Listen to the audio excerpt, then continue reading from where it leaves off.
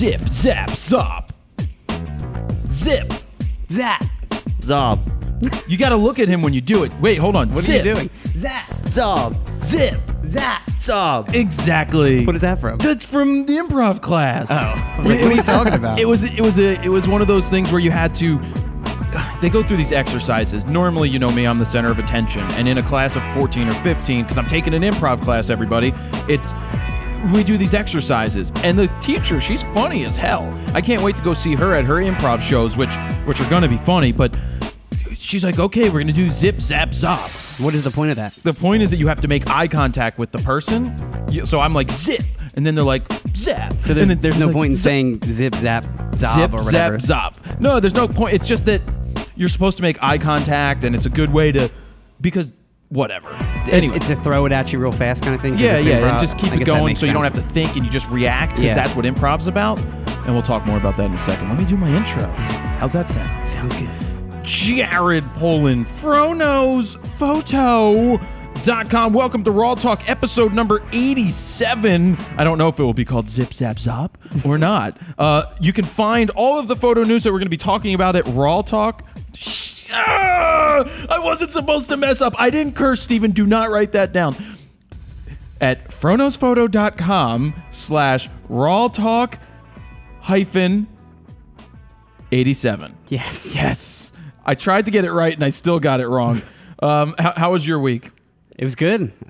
We filmed some stuff here, and I had a long editing session for last week's RAWtalk, but everything went well. Oh, dude. I'm laughing at my outfit choice for the video that we were making. Yeah. Well, I posted one photo of me. Did you see the photo, Sutter? I did. You in the suit? Yeah, but you didn't see the other one, did There's you? a better. No, I Oh, didn't. I'm going to send you the other. I don't know that I can publicly put it out there and get away with it. Yeah. It's going to be funny. Basically, we put together a... Don't give it away. Okay. If you think you have a clue about what we did, say hashtag. I will say it's a funny video. It's gonna be. It's like meant to be parody, funny. yeah. Oh, it's a parody video. So we'll just say parody video, and it's gonna be coming soon. You're gonna get editing. We've got to make sure that it's on point. We filmed like a billion clips. It's funny. Yeah. It should be pretty funny. Yeah. Wait, what are you gonna hashtag? You were saying hashtag something. Well, just Frono's funny. Frono's funny. You know, because it's a funny video. Yeah. Hopefully. Well, you never know how it's going to be received. It was definitely funny, I think. So let me get back into this improv class. The reason I took it was to meet new people, partly. Excuse me, I'm about to burp, but I'm not going to. Okay, I did. I'm sorry. I'm not sorry. But the reason I took the improv class is, one, it gets me out of the house. Todd took it, and Todd is the guy who did the Frono's Photo video guide with me, guide to getting out of DSLR video. What's it called? The Frono's Photo guide to DSLR video. Is that what it's called? That's what it's called. Okay. In parentheses, micro four thirds and mirrorless, just in case people, because you can learn the same thing. But anyway, Todd took the class, but he didn't tell me. He didn't tell anybody just in case he didn't like it, but he loved it. He just started 201 and I just started 101. It's not a free class, right? No, it's $250 if you sign up, but it's 8 weeks. Okay. $250. Yeah, it's a little bit of money, but it's $300 if you wait. It's not that bad. So it's a cool group of people. So I got to meet new people. I signed up just by myself, and we did that Zip Zap Zop. And you have to get out of your comfort zone. Even me getting out of my people. What people don't realize is, yes, I get in front of 200 people or more and speak and make it look effortless, which that is really effortless because it's just the center of attention is on me. But then when you put me like having to work with other people and strangers sometimes, and I don't know, I get nervous there. Yeah, you're not nearly as like sociable like when you're around people that when it's like smaller parties that you don't know. No, I try to laugh because I small talk to me is tough. Yeah, just tough because I sometimes don't give a shit. That is true. It's like, and you usually show that you don't give a shit too. But I try not to. I try to be interested. Like, that's amazing. You never do that. No, no. Have I pissed people off? Probably. I don't know. Oh, but you don't know. I don't know for sure. I mean, I've been to a couple parties with you with random people. Yeah, my friends liked you, but that was only a few times with them. They were cool. Bars we've been at a couple times. Yeah, I made one of that girl. What was her name? Made her feel uncomfortable. I didn't feel her up. I made her feel uncomfortable when we were at.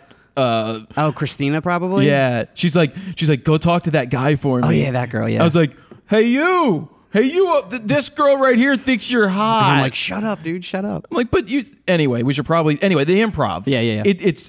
It's really, it was not what I expected at all. Jumping around, doing these exercises where you've got to make eye contact or whisper down the lane except with a face and a sound and introduce yourself. And it was like, so the getting to understand people's names. And this all relates to photography because it all relates to being quick on your feet. That's another thing, is learning how to be quick on your feet. Being able to have a comeback really quick that's good. You know, that stuff's important, especially when you're interacting with just random people. Yeah.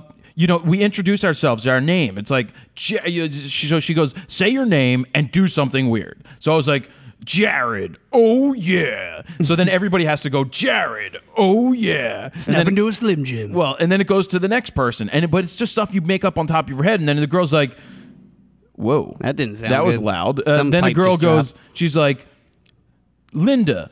Pachow. And I was like, okay. And then everybody has to do it. So it's just like everybody's in the same boat. There's the one guy he's a coder. He sits behind his computer all day. And you could see that he was very tentative early. And then he started to come out of his shell because he was really getting into it. So it's a good thing for public speaking. It's a good thing to interact with others. I know I'm going on a little bit, but so what I recommend to anybody is find an improv theater in your city. There's improv theaters all over the world. Just go and watch. And a lot of them offer classes. It could be good for your photography, and it could just be good for meeting people. And again, meeting people is a way that you network. Yeah, I think just it's good for your general social skills. Social skills, and it could be good for business because a lot of people in the class, they work, they know people, so it could turn into photography. So what do you do? Oh, I'm a photographer. Oh, that's cool. I do this. It's like, holy crap. So it's just another way of getting more networking, plus it's fun. It seems like it's like a public speaking class, but like more advanced and goofy. Yeah, version of definitely. it. Yeah. So it's definitely public speaking. It's definitely that. So moving on to the Ziv interview from last week. Yes. You, for once, weren't there for interviewing. Like, you weren't there to film it. Yeah, so it was actually interesting to edit it. Well, that was the first time you got to hear it. Yeah. So what were your thoughts now that you got to hear it? Well, first of all, I had no idea who he was to begin with, and after editing the whole thing up and watching the whole thing, it's crazy how much he's done with his life, and the fact that he's a Canon ambassador, one of 12 in the UK area, or Middle East, or whatever. Eastern Europe or whatever. Yeah, whatever it's called, Canon. But yeah, that was interesting. I mean, everything he was talking about, he was very like you when it comes to a fan of like the physical books and that kind of stuff. Like, he was a lot of the things he reminded me of you a lot. When it comes a lot to, of the things were similar. Yeah, he talked very about similar. cropping and how he doesn't crop. Yeah, the one thing he's not a big Photoshop kind of guy. Like, he likes just the image as it is. It needs to be real life. Yep. And about telling a story, he was very big into that. Obviously, being a photojournalist, but very cool interview. That was one of my favorites, I think, that you ever did. Yeah, Sutter, what'd you think? I have to agree with much of what Stephen said. It was very interesting. It was different from the other interviews that you've done. It was just, I guess, more lively and a refresher. Well, what's cool, I like going on location to these people's places. It really makes me want to just travel the world and do this. Would you be up for that? Yeah.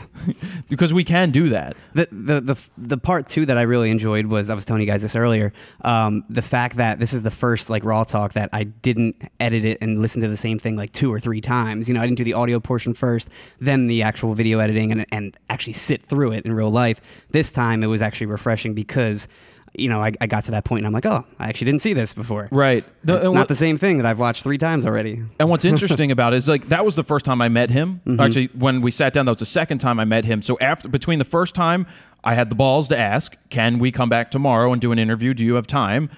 All you have to do is ask, and he's like, let's check with my secretary or my office manager and see if I'm free. And she's like, yep, I'm free. He's like, okay. I'm like, what time? So we picked a time and we did it. But I went home that night. When I say home, I went to the hotel room and I started studying as much as I could about him. And I found on the Canon ambassador site, or whatever it was, they had a great article that was long. So I got a lot of information. Plus, I sat and listened to him talk for an hour. So I was able to recall things from the past that he said. So it made for, I thought, a very comfortable and very open conversation. Yeah. So he was very open about everything. And Adam got to photograph him after, which is cool, and I did some candid. So it's going to be really cool to see if we do this in the future. I want to travel. I want to do more of these RAWtalks abroad, because it gives us a chance to meet with... Here's a question for you guys out there. there's obviously going to be an expense involved with traveling. Now, there's a lot of podcasts out there, or some, like I listen to Kevin Smith, and he does Hollywood Babylon, which is they live record it at a theater. Would you guys in your city be open to paying, I don't know what it is, a couple bucks to get a ticket, maybe 10, 15, 20 bucks to show up for a 2-hour, it may not be a 2-hour RAWtalk, but it may be however long RAWtalk is plus a Q&A, which maybe we record and put in as bonus material. But would that be something you'd be interested in? So hashtag mobile RAWtalk, and then let me know what you think. But make sure @Frono's photos in there so that I can read it, because I want to know what you guys think. Would it be worth the entertainment? I mean, it's basically the same price as going to a movie, but getting more entertainment. Well, maybe not more entertainment, but whatever. Just something similar to that. Would that be something you'd be open to? That would help defray or put off some of the costs for traveling, and maybe we will be able to get some sponsors. Yeah, that would be fun. But that's just an option. That's just an option. All right, so that was a cool interview.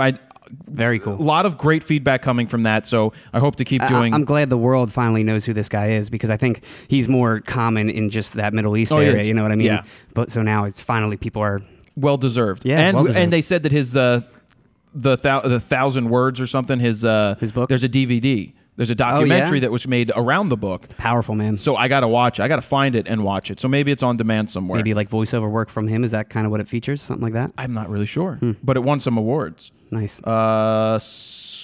Sam Green graduated. I don't know if we talked about that from Antonelli. I don't think we did. So basically went from high school and then me helping him figure out how to get a portfolio to get into Antonelli to... Here's the graduation pamphlet if you want. Oh, can I see the graduation pamphlet, Sutter? Yep. Thanks for the graduation pamphlet. Hey. Oh, it has a picture on the back? Is he on the back? Oh, or is that just a generic No, Antonelli it's a group one? photo from Antonelli, which we took one. A guy took it on 4x5, and we never got it. But anyway, that's beside the point. So Sam graduated. Now, what's next for Sam? I'm going to ask Stephen Sutter.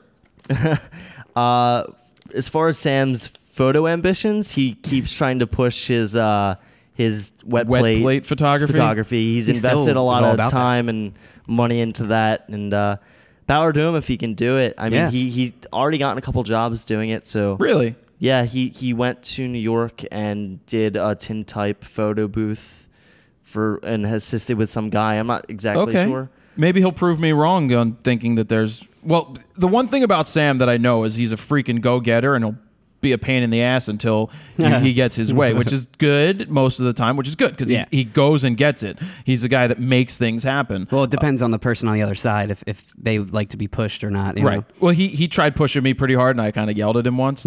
I'm like, dude... I'm like, relax. Chill out. I'm like, you got to know when to stop. Yeah. But that's part of learning. That's part of assisting. And then, so he lives in Pittsburgh, right? He's from Pittsburgh. Yes. And he was looking for a place in Philly. So I heard that he was not having any luck finding a place to rent in Philly, right? He wasn't having luck finding a place. So I kind of threw out the invitation like, hey, if you can't find a place, you can live with me. And at the end of the month, he's moving in with me. For how long? Until he can find somewhere else. So how long do you hope he's there? I don't really mind that he's there. It's just going to be a little interesting when I'm not home and he might be home. He could take care of your little brother? Yeah, I have a little brother, yeah. Well, what happens when your girlfriend's over and he's over? That's the thing. Well, I guess we'll find out. Well, so before we jump into the rest of this, I know we're long-winded in the intro here, but I heard that you tweeted something about your mom telling you about the birds and the bees recently. How'd that work out? We'll say when interestingly, I don't know how to respond to that. She must have watched last week's episode. What did she say to you? She was like, I had the worst dream last night. I was like, I don't want to hear it. Oh, God. And she was like, I had a dream that you got your girlfriend pregnant. I was like, yeah, Mom, you don't have to worry about anything. So then she tried to keep pushing the talk, and I just kind of like walked away. I was like, Mom, I'm 19 now. I don't need this talk.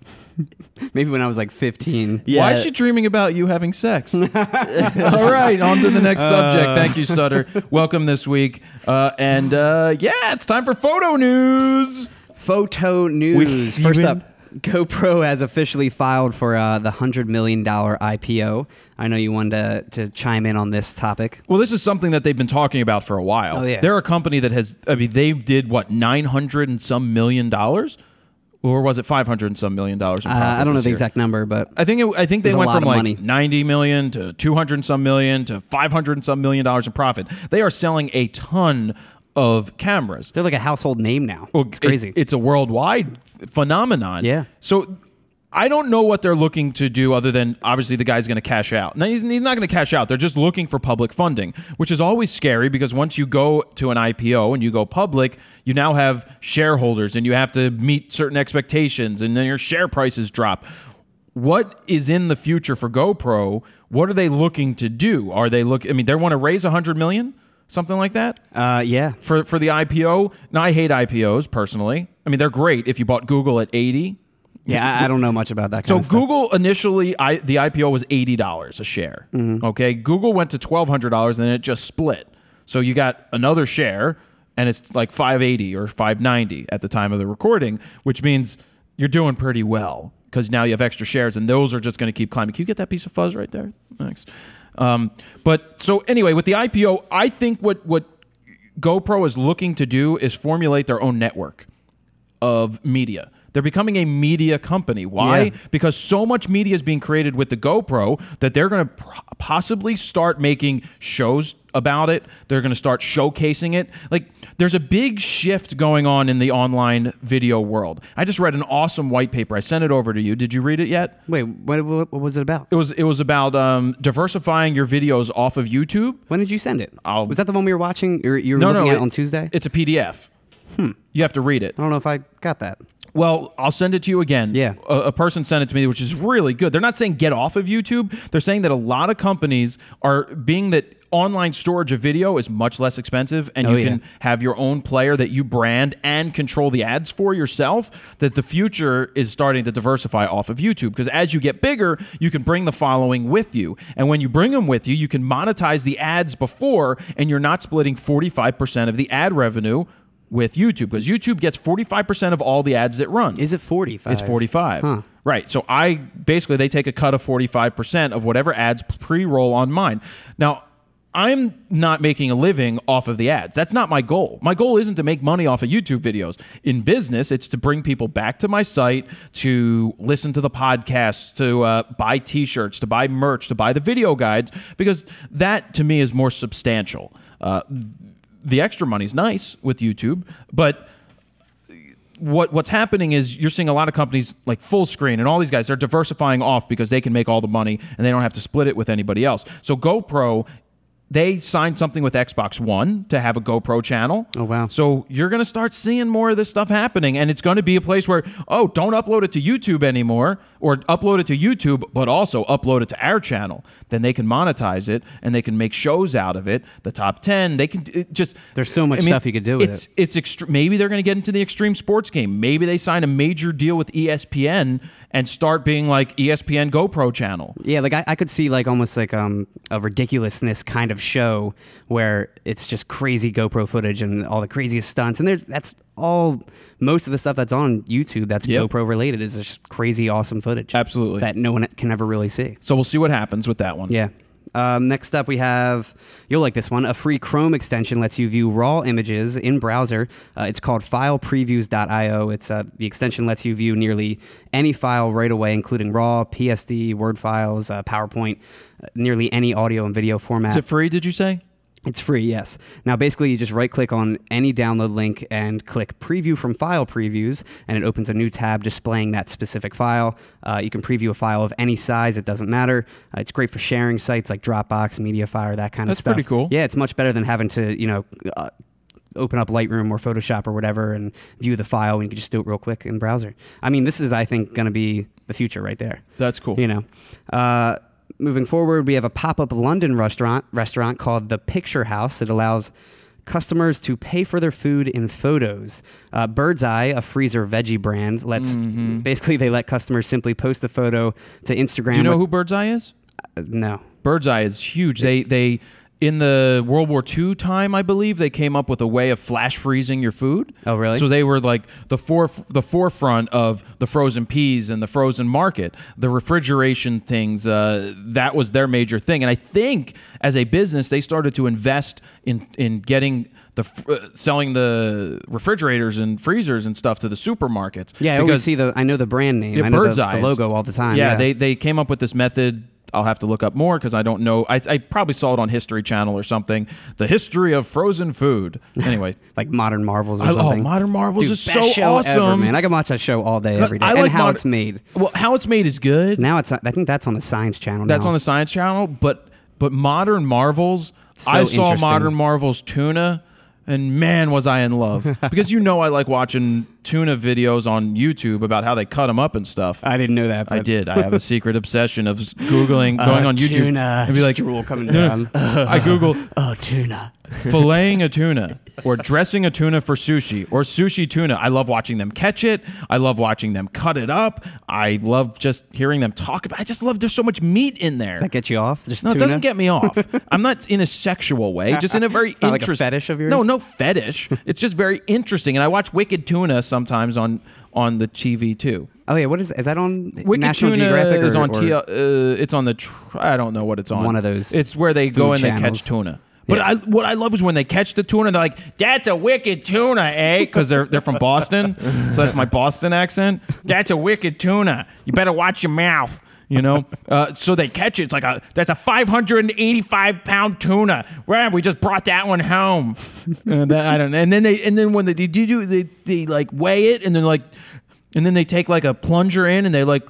Yeah, it's showing some really nice fat and nice marbling in there. And then, I think it's going to be a $25 a pound tuna. All right. All right, keep going. Anyway, Bird's Eye. Wait, this isn't tuna talk. Yeah, tuna talk. They let customers simply post a photo to Instagram with the hashtag Bird's Eye Inspirations and paid for their food.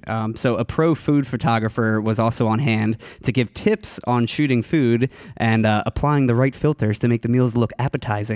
What they should have done was use like Snapseed filters, that kind of stuff, because they actually didn't look that appetizing on Instagram. Yeah. With the Instagram filters. Great marketing job here, by the way. That's really cool, giving these people Very cool. take pictures. I mean, that's a great way to get your stuff out there socially. Mm-hmm. Because if people do that, they have their social spheres. Like I do it, I would have 20-some thousand, or is it 30,000 on it? I think it's 20-some on Instagram. I don't know. Where it goes out to all those people, and they're like, "Holy crap, that's pretty cool." That's a way around paying for advertising on Instagram, is have people hashtag and do a thing like that.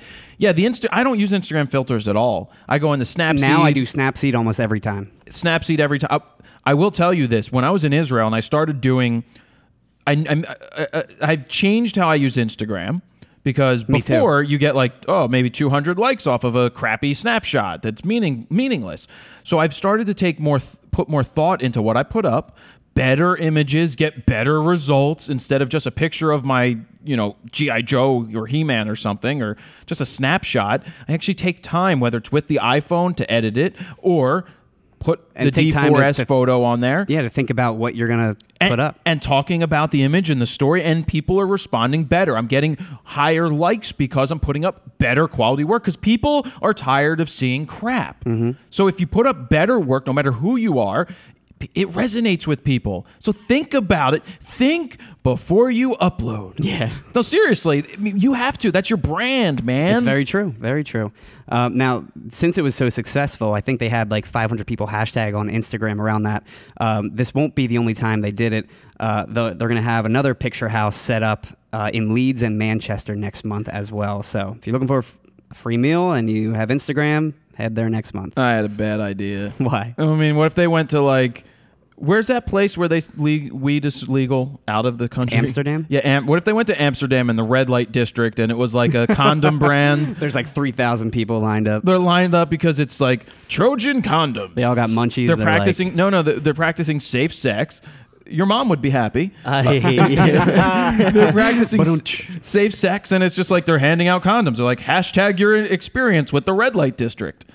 That makes sense. Next photo Could story. go to AC, red light district. There you go. There's an AC photo Atlantic City? There's a red light district in Atlantic City. Yeah. I wouldn't go off the boardwalk. Anytime you go off the board, do you know that most people don't realize that Monopoly is based off of Atlantic City. Really? I thought that was like a common. Well, I mean, for us, I we guess go down it the is. shore and you're like Illinois Avenue, Park Place, all of that. I feel like I'm just playing a giant game of Monopoly when I'm in my car. Yeah, you're like, oh, there's Park Place. Did I pass go? Did I pass go? Where's my $200? But yeah, so anybody that didn't know that is that Monopoly is based off of the original Monopoly is based off of Atlantic City and all the streets out there. Yeah, Google Map it and you can literally play like a online version of Monopoly. That's cool. Just visiting. On the topic of Instagram, though, Adidas will let you now print your Instagram. Adidas will now let you print your Instagram photos directly onto your shoes. Starting in August, they'll have a photo print app that will turn the photos into a custom pair of ZX Flux sneakers. I don't know who would want like a picture of food on their sneakers, but who knows? I'm at a loss for words, but I mean, this could be a hipsters or us type thing. I wouldn't do it. How much is it? It doesn't say how much it is yet. There's no really pricing or details like that. Well, that's terrible. I mean, so basically they're going to ink print on the shoe. Correct. And okay, I mean, and Nike has something similar to this, but I don't think it has anything to do with Instagram. I think it's just you can like do a custom picture on your shoe or something. Guys, look, my lunch is on my shoe. My lunch is look, on I my got shoe. some bacon that I ate earlier on my shoe. Chicken lo mein. This is great. A new Tumblr page is dedicated to really funny text conversations between photographers and photo editors. Dubbed Photo Editor Text, the new blog has only about 15 entries so far, but it is growing pretty rapidly. Some examples include one saying, in quotes, trying to set up something for you with a guy who has 29 pet snakes, with the photographer's response being, kill me now. And then one being, in quotes, this is where I am, with basically a picture of like a random desert attached, and the editor's response being like, yeah, that can't be right. So there's just a lot of like funny little conversations, again, between photographers and editors that is, it's a unique Tumblr page. Another great idea, I think. I don't know how long it'll last, but they do take user-submitted images, too, of screenshots of text conversations, so... If you're a photographer and you and your editor have some good banter, then definitely upload yours. Now this is messed up. Moving forward, a Croatian photojournalist was pushed into a fountain with all his gear on by a couple high school grads that were overexcited, and the whole thing was caught on video. Apparently, it's tradition in Croatia to go nuts in the streets when you graduate high school, so photojournalists are typically sent in to basically cover the chaos. Photographer Marko Lukunik had about 18 grand worth of gear that got pretty much destroyed when he was pushed into this fountain. The list includes a Nikon D4, a D3, Nikon 70-200 f2.8 lens, Nikon 17-35 f2.8, Nikon 35-70 f2.8 lens, a 64 gig iPad Retina, and an iPhone 5S. So again, a ton of gear.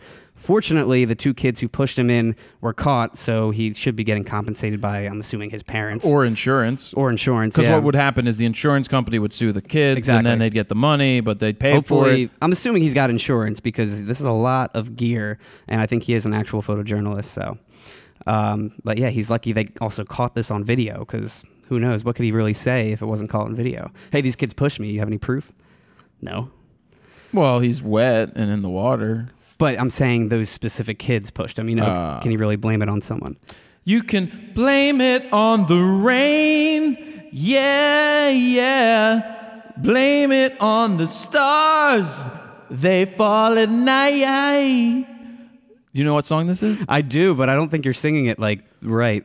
Well, I'm not lip syncing it. Do you know who sings it? No, I forget. Milli Vanilli. Milli Vanilli. Blame it on the stars. Lip syncers. Yeah, but no matter what you do, don't put the blame on you. Blame it on the rain. Yeah, yeah. Was that their only big song? No, they had two. They had two, right? What was the other one? Oh, that one, yeah. No, that's The Right Stuff from New Kids on the Block. That's New Kids on the Block? Yeah. Then what was the other one from I don't them? remember what their big two hits. So guys, what was the one that got caught lip syncing? Well, it was Milli Vanilli. I know. It was Blame It on the Rain. That song. And the other one. Where like the... Get out your phone and give us... Can you do that? Yeah. Yeah, just look up Milli Vanilli hits and see what they are. You guys can let us know, just like Christopher Robin. Make sure about 30 of you comment so we definitely know which... It's Christopher Robin. Anybody who's wondering what the hell we're talking about, during Photo News, we did a selfie with Eeyore, and I was like, where's Timothy Robin? Christopher Robin, I guess, is the friend of Winnie the Pooh.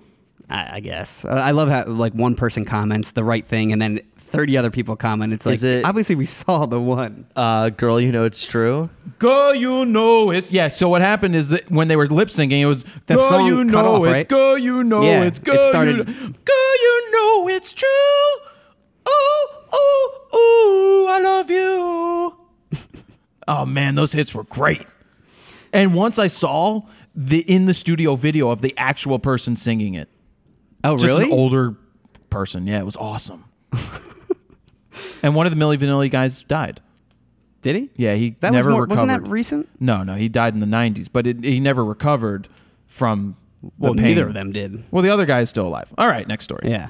Thank you, Sutter. A photo editor named Lauren Wade took classic paintings and photoshopped the people in them as if they were in like today's magazines, you know, crazy Photoshop. Oh, yeah. Being an editor at Take Part, she sees a lot of overshopped images, so she thought that she would do the same to these paintings. It features like tummy tucks, jaw lines, accentuated, skin smooth, that kind of stuff.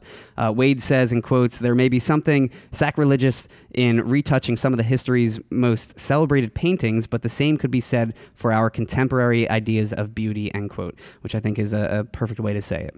But they're very interesting. Again, these old school classic paintings that you've seen a million times, photoshopped and all that stuff. We have a new Kickstarter campaign. It takes the idea of cloud storage and makes it physical. A tiny cube about the quarter of the size of, I'd say, like a GoPro. It's called the M Block. Wait, is that like 3 inches and 3 ounces, Sutter? You guys suck. I love you look over and he's just smiling. Did you like that comment last week? It was funny for sure.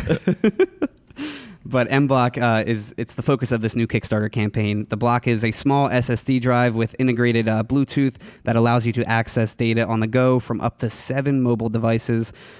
Specs include it'll store up to 256 gigs of data, transfer rates of 24 megabits a second, and has a battery life of 300 hours. The idea is to keep this thing in your pocket with your phone, so you can basically access images, music, videos on the go. That kind of which thing. pocket you putting it in?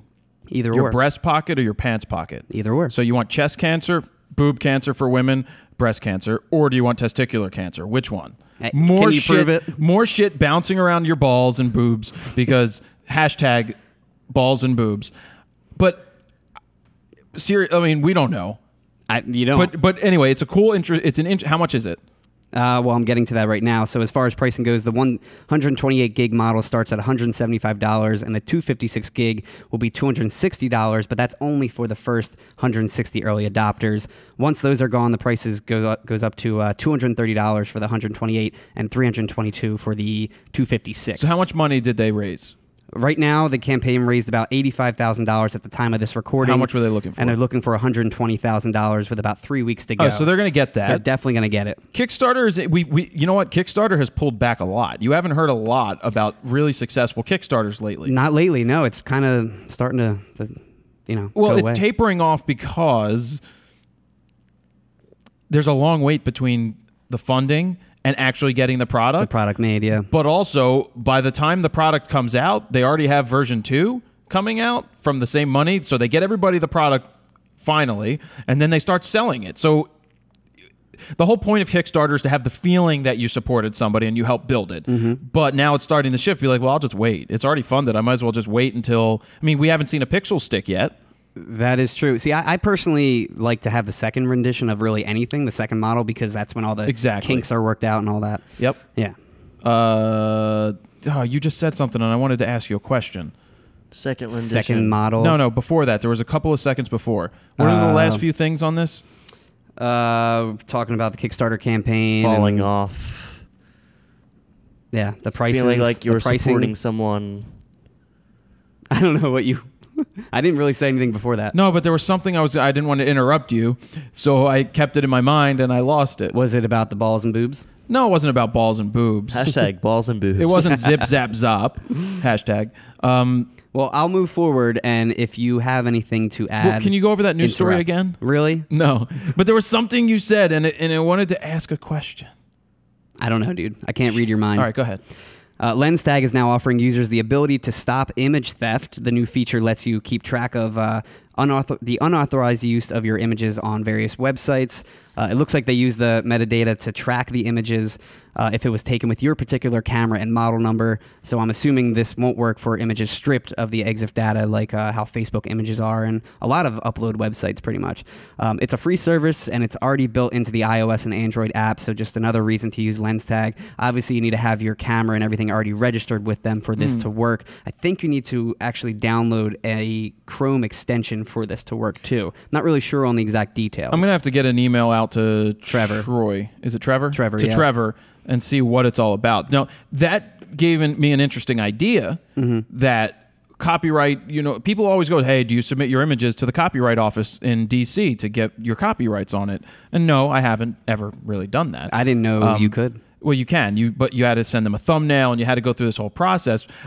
I think that if Lightroom would come up with a plugin, or somebody would come up with something, or maybe Adobe just did it, where you can, when you import your images and put your metadata and keywords and tags into them, that it will create a size thumbnail that the home office in DC wants, and it will automatically send it to them and submit it in your name so it can be copywritten right off the bat.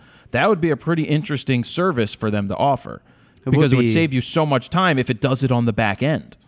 But I can still see people easily ripping that off. But that's fine.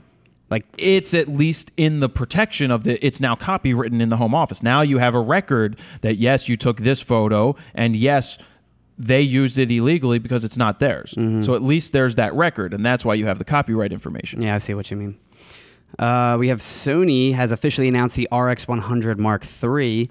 Some notable specs include 20.1 megapixel 1-inch CMOS sensor. It's the same one as the Mark II, actually. Zeiss Vario sonar 24-70 f1.8 to 2.8 lens, articulating LCD screen, which is nice, perfect for those selfies, full HD video with 120 frames per second at 720p, and it comes in at about $800. What? And will be available next month. $800? $800 For a point and shoot? For a point and shoot. Yes. Isn't that similar to does Jaleel have the Mark 1 or the Mark 2? Is that the same thing? He has the RX100, right? Yeah, I'm assuming he has the Mark 1 because he's had that for a couple of years. And I saw him post that he's excited. He'd like to try that for the Mark 3. Hasn't it always been around that price? $800? Because they were actually Is it APS-C? Yeah. Well, it's 1-inch CMOS. I think it's more Micro Four Thirds kind of. Well, it's small. Yeah. 1 inch. Yeah. It's smaller than Micro Four Thirds, I think. Now, when the rumors first hit about this before it was officially announced, they actually expected it to be $900, so it's actually cheaper. No, see, it's not cheap. It's a rumor. I'm just saying Rumor has it. They speculated it to be more. I hate rumors so much. Well, yeah, you got to take them with a Speaking grain of of rumors. salt. Speaking of rumors, Nikon's successor to the D800 is reported to be coming out as soon as next month. Rumor, according to Nikon rumors, the upgrade will be called the D800S. That will feature an AA filterless 36 megapixel sensor, just like the D800E, but with better, more suppression software built in, an XSpeed 4 or 4A image processor. They're not sure yet. Small RAW, improved shooting in low light, some AF improvements, just like the D4S. 5 frames per second continuous shooting, or 6 frames per second with the battery grip, and a price somewhere around $3,000. The update will supposedly be announced by Nikon at the end of June. Well, that's early. I mean, That's really early. What I don't understand is Photokina's right around the block. Yeah. In September. Yeah. In Germany. You mean, why not just wait till then? I don't know anything yet. So I can honestly say I know nothing yet. I don't like speculating on rumors whatsoever. When people ask me, oh, did you see that this was announced? And it's like, it's a freaking rumor. Yeah. When I know something is when I'm allowed to actually say something. Yeah. I know nothing at this point. I haven't heard a peep from them since the 400-2.8, which was, they told me about that before Israel. So yeah, I'm surprised that this is hitting this late as far as a rumor goes. Usually it's months ahead of time. Yeah, I mean, if those are the specs, that's a fine little jump, because I'm sure the ISO quality is going to be slightly better, and blah. Yeah. That's it. This is great. A set of images from the 19th century that showcases the various stages of being drunk is now online. It's taken by photographer Charles Percy Pickering back in the 1860s. The set of stage photos shows basically a gentleman initially standing up straight to slowly stooping to ending up in a wheelbarrow to then passing out. That should be various stages of being inebriated. The end of photo news. That would be a good one. Now, apparently, these were used for educational purposes back in the day. I guess that's what they acted like when they were drunk. They must have been like, zip, zap, zop. By the way, guys, you can get all of the all the photo news stories over at fronosphoto.com/RAWtalk-87. More news on Nikon. They missed their financial goal for the third year in a row, which has the company restructuring itself. According to Bloomberg, Nikon sank 4% to 1,567 yen, its lowest close. Billion? I guess. Its lowest close since March 2011. Oh, never mind. The company announced net income of 46.8 billion yen for last fiscal year, missing its own forecast of 50 billion yen. Nikon projected profit of 45 billion yen for the current year, while analysts estimated 48.5 billion yen. End quote. The restructuring includes new directors, officers, auditors being appointed. According to a press release sent out, Nikon will be experiencing a reorganization of its corporate structure to build a foundation designed to support sustainable growth and establish a more robust corporate culture. Why would you want to do more corporate? Now, it will do this by further solidifying its core businesses of imaging and precision equipment while enhancing its instruments and medical businesses. End quote. That stuff's good. Yeah. So I mean, it's like, we'll see. We'll see what happens, but this corporate reliability is like, maybe you need to be less freaking corporate and more on the cutting edge, coming up with things like Fuji, like what Fuji did with the X100S, the X Pro 1, the Instax. I mean, people love the Instax. It's expensive, but it's something different. Yes, Sutter. I found out that Instax were around when Polaroids were around. They were just never imported to the U.S. They've been around for a really long time. Interesting. I didn't know that. I did not know that. Which I think either. is interesting that they would start importing them after the instant market died here and kind of recouped it, and now it's on another climb. The hipster market grew. Well, yeah, you guys grew up. Hi, guys, I never shot with film before. What is film? What film? Film? Retro. Where does this go? So we have one more story. This is the last one. I'm not done with Nikon yet. Oh, you're not done with them? I'm not done talking about them. Smack talking. Keep ripping them apart. Well, I asked my PR, I'm like, so they're restructuring. Do you ever think that they're going to come back and say, PR firm, you're done? New PR firm, new direction? You know, I don't know. That's a good way to look at it. Well, obviously, he hopes not. I hope not, because I'm in with them, which is very good. Speaking of, we have the D610s from them. We do. Canon got back to us. I heard it was 4 months, 5 months after the fact. Yeah, and we sent him months. 2 emails, didn't we? Or I sent him multiple. Yeah, I deal with the PR people. He took it to Canon and asked, and they said no. They said no, and what I asked them was for cameras, whether they were 6Ds or 5D Mark IIIs, for RAWtalk to be the angles to showcase some stuff. I mean, it's not like we're asking for 3 1DXs with like 70 to 200 lenses. And not asking to keep them either. Yeah. Just asking to showcase it. But obviously Nikon, we appreciate the fact that they jumped on that and sent us the 3D610s, which have been very good. I'm very happy with them. And I'm asking for other glass, like a 58-1.4, an 85-1.4, so we could put the 85 over there, the 58 right here. I asked them for a 16 to 35 f4 because we could possibly try that on there. Yeah. That's an a VR lens. We'll see. But yeah, I was pretty thrown off with Canon. And I also asked for a 1DX to borrow again, which borrow lenses would give it to me for a long term. Yeah. Because I want to play with the thing and focus things. And they're just like, no. I'm like, well, send them a message back. And I know you're just a messenger, but tell them to open their fucking eyes and realize that this would be a good thing. Yeah, I wonder why they're so, against the idea of giving us stuff. I don't know. Maybe they just assume that you're such a Nikon guy.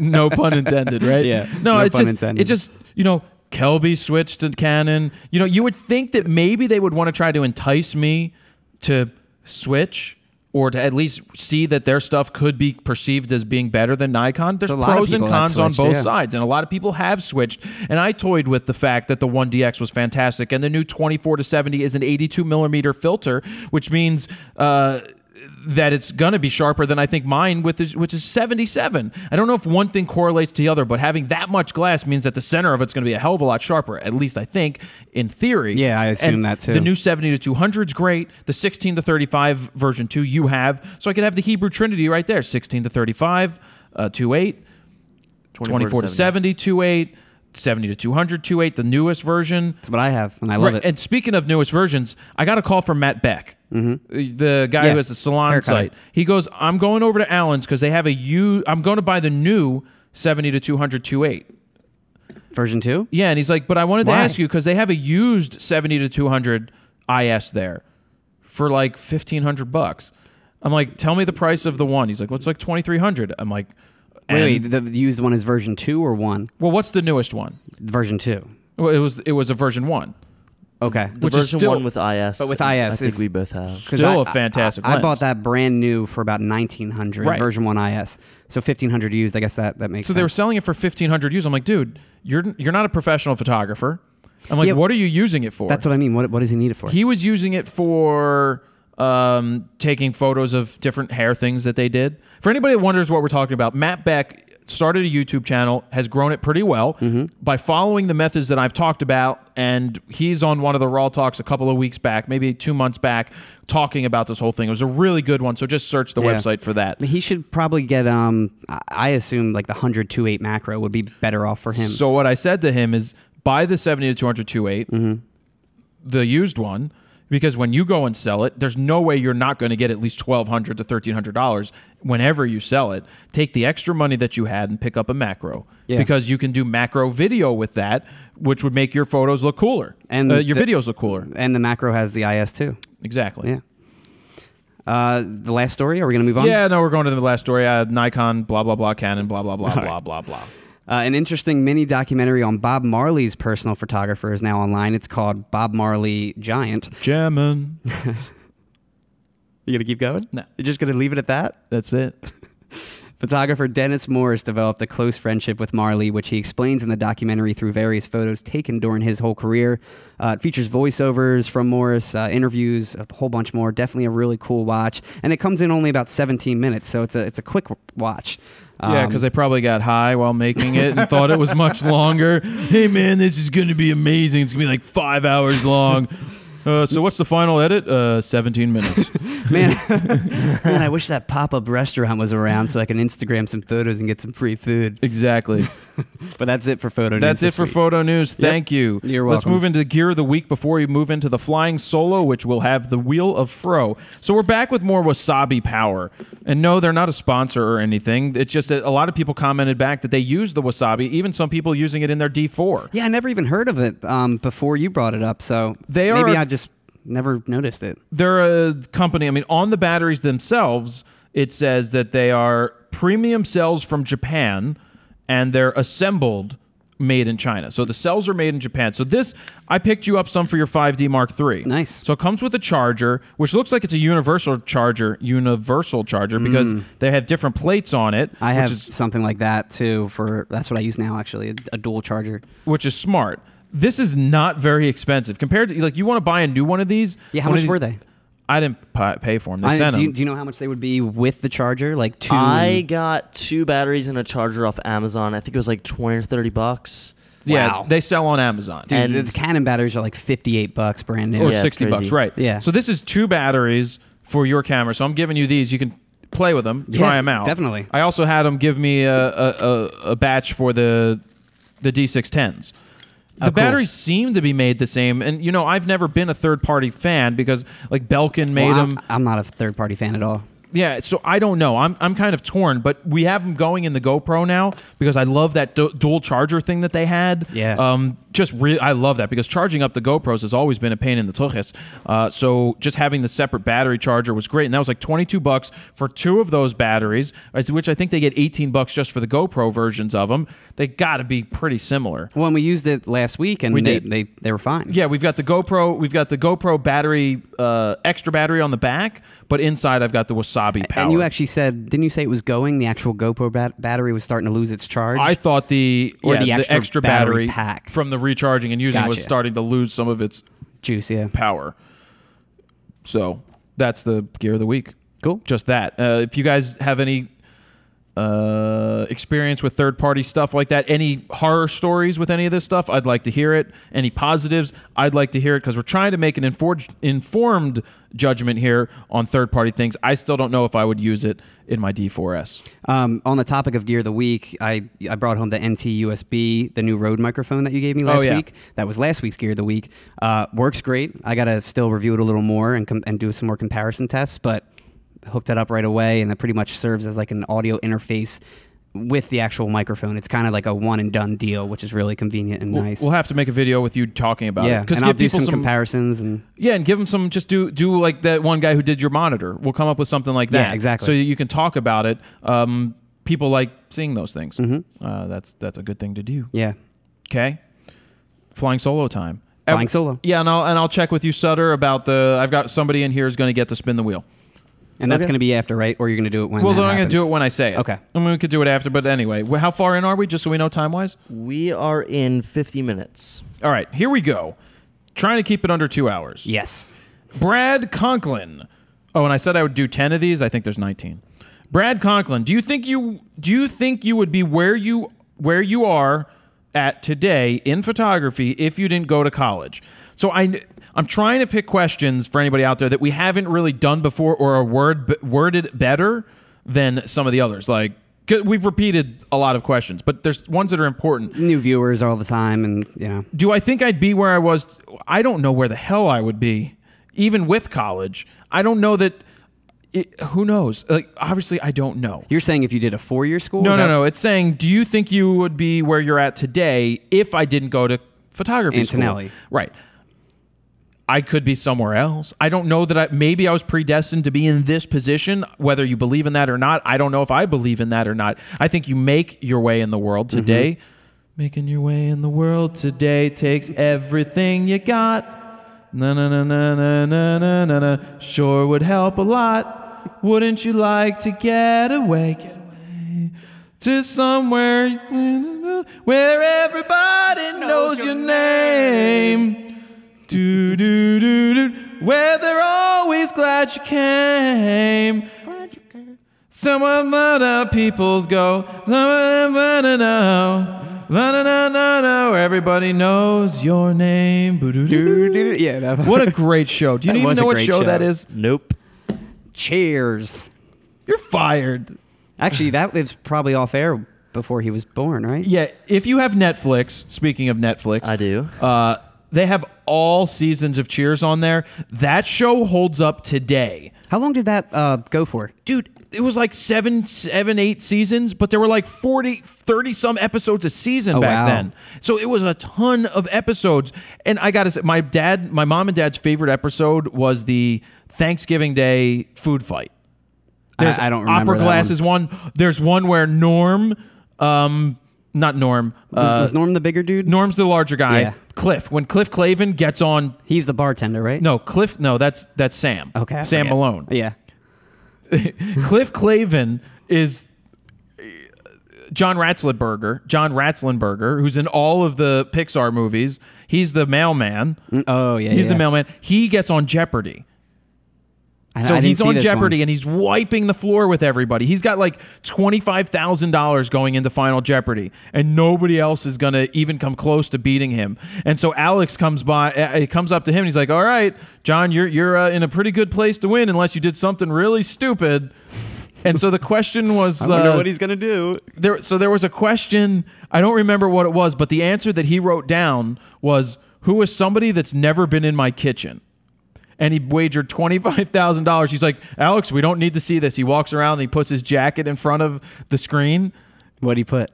Well, but he's like, "Oh, we got to show it." And he's like, "Oh, Cliff, why would you do that?"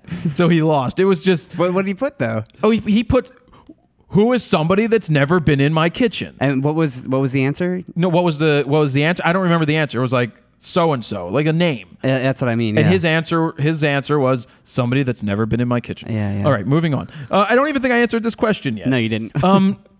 It's so hard to say. In this day and age, Sutter didn't go to college. Sam Green didn't go to college. Sam Green just had 2 years of college. You just had 2 years not of college. And they're both in the same place because Sutter I and actually Sam had 1 year out. He was 2 years out. Okay, you had 1 year, but Sam is now going to be staying with Sutter. So what did photography school get him? Debt and an education. I mean, he's only been graduated for 4 days. Right. It's a tough world to make. How do you think now, seeing what he's learned versus you not going to school? Because you're you're in that age demographic. I personally, I mean, I've only been out of school for literally 12 months now, high school. Talking to the mic more, I think. I have only been out of school for 12 months. I think sort of, what's his name? The guy you guys went up to New York and interviewed? Joey L. He sort of said the right thing where everyone sort of needs a teacher, whether that's in a college or you're assisting or something along those lines. I do believe that's true. I personally think you could learn everything out of school on your own and be okay. You just have to make those connections, but some people need that kick in the ass. All right, so yeah, it goes both ways. Schooling is going to help some people that need that format, that formula for this is what you need to do and when you need to do it. Yeah. I'm so torn between a 2-year photography school anymore because I don't know that sets you up to be successful anymore. Mm-hmm. I don't know that Antonelli is going to be happy to hear me say that. It's a great 2-year school, but like I've said before, and I've repeated it a million times, if you choose to want to go to a college, I would pick a 4-year school over a 2-year school any day if you want to go to school when it comes to photography, because I would take photography, I would take audio engineering, I'd take marketing, I'd take branding. I also think schools are waste of money also. I would try to get into, I would literally, there's one of those investors that is, early investors is paying kids $250,000 to not go to college. I would try to get into his fund, but it's $250,000 to start a business. And he mentors. And one of the business that he did already sold for a couple $1 million. Wow. That was like a year or so ago. It's part of this startup fund that he's like, I'm paying you not to go to school because you'll learn more in the real world. So that is the dilemma we live in today, where I read this open letter to a school from this MBA guy who basically said, what are you checking? I'm just double checking Zoom's going. Yeah, Zoom's going? Yeah, better be going. That basically was like, what did I get for my doctorate? He's like, nobody's giving me a job. Not that he's saying they didn't give me a job. I haven't gotten a job. I've sent out hundreds and hundreds of resumes. I send out 10 to 15 a week, and it hasn't gotten me anywhere. All it's gotten me is debt that I won't be able to pay off until I'm over 50. So I think that's the problem with today, is the education is so inflatedly expensive that kids are left having to foot this bill when they graduate if your parents can't afford it, and then you have to pay the government back if you're getting student loans. They're just, you come out of school with no job. Now you have $200,000 in debt, anywhere from 150 to 200 or more, depending if you keep going to school. And how do you make it back if you can't get a job? That's why I think when I have a kid, or kids, hopefully sometime when I'm alive, I just think having them start a business, whatever they're interested in, just let's just create something. Yeah. Just like the guy who did the Menurkey to show his kid how he could create something and did. I think real world experience is the best. And if you can get mentorships, if you could pay somebody to let you latch on, like if somebody's like, hey, I'll give you 15 or I'll give you 20 grand for the year if I can just study under you. That you're going to learn so much more in business from a business owner. Well, in real life scenarios, yeah. So I should probably move on. Yeah. We spent a lot of time on that one. Yeah. Jonathan Choi, C-H-O-I. As a professional photographer, how important is college? I'm just kidding. That's not it. As a professional photographer, what a delayed reaction. As a professional photographer, how do you balance your creative ideas and clients' expectations? What do you do if those two are in conflict? Meaning, if I have a certain idea for the client that I think would be better, and they have an idea that they totally don't match. So this is one of the things I do. I try to give them what they want, but I also give them what I think they need. And I try to tell them, this is what you need. And if if you're just so far apart, you may not want to even do the job because they may never be happy. So a lot of what I do is I take from what they say and say, that's a good idea. Let me try to fold that into what I'm thinking, because here's what I know can really work, or here is what I know is successful. So I give them partly what they want, but then I give them what I think they need as the professional. Yeah, you got to play it safe and do it their way first, and then do it your own way after. Do it your way. Yeah. Which Burger King, get it my way or get it your way? It's something like that, right? They're retiring it after 41 years. Really? Yeah. Is that because Just a you slogan. can really get it your own way in any place these days? I haven't eaten a Whopper in so long. I mean, you go to any restaurant and you're like, I only wanted this or well done or like no pickles or whatever. What are you trying to say? Every time we go out, I ask for special I'm stuff just saying with my food? any place you can get it your own way. Yeah, who knows? Maybe they just want to change it up. Yeah. Javier Roques. What do you think about what? You rolled your R's pretty good there. Roques. Roques. Roques. What do you think about people buying friends and followers? Also, today I saw a commercial of a company that even do posts on your behalf. Is that even good for business, having somebody else posting on their name? I mean, basically posting for you. What do I think about people buying friends? Well, that is one of the dumbest things you can do. I don't think that you should be purchasing friends and followers and Instagram followers. So you buy 100,000 Instagram followers, but then have no interaction. It's called vanity. Yeah. You just have vanity numbers that are meaningless. They may mean something to somebody, but people are going to catch on real quick when they see that, well, nobody likes your pictures and nobody comments on them. So there's no reason to do that. It's a waste of money. On the flip side, you can I've targeted video ads, which I've stopped doing for this one video, trying to get more subscribers. Yeah, because it didn't make sense for me to target photographers. It made sense at first, but then I'm like, well, why am I targeting these photo channels that are similar to mine? Because if they're watching them, they definitely have seen my videos. I should be targeting tech channels and other people that maybe I'll pick up somebody else that doesn't know me. That made more sense to invest. To look at it, yeah. So, yes, is that buying friends or buying some? No, that's advertising. It's like payola. I'm not flat out saying I'm buying views, because that is the dumbest thing you could ever do. That is just bad. Bad. It's vanity, and it's lying, especially if you have sponsors tied into it. I mean, isn't it illegal too? I don't think it's against the YouTube rules. Well, that's what I mean. It's against the YouTube rules. Which technically is illegal, I guess. If you're going against their policy. If you're going against their policy, then you're breaking the rules, the terms of services, and they can take your video down. Yeah. Daniel Molin, Linda, or Creative Live?